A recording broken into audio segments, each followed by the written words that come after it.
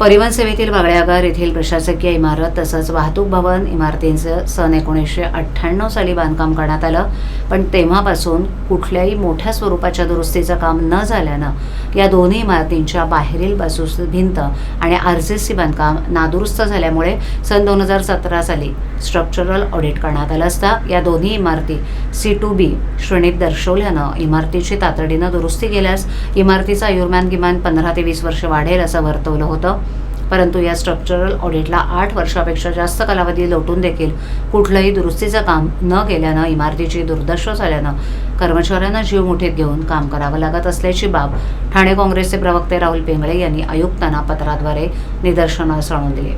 याबाबत काँग्रेसच्या शिष्टमंडळानं परिवहन व्यवस्थापक भालचंद्र बेहरे यांची भेट घेत इमारतींची पाहणी केली असता वाहतूक भवन या इमारतीतील कंडक्टर ड्रायव्हरचा रेस्ट रूम, तिकिटांचा साठा, record room, cash room, union office असून इमारतीचे कॉलम बीम आणि बाहेरील बाजूस प्लास्टर बऱ्याच ठिकाणी खराब झालं असून लिकेजचा प्रॉब्लेम असून इमारतीच्या आतील भागातील प्लास्टर पडत असल्याचं निदर्शनास आले.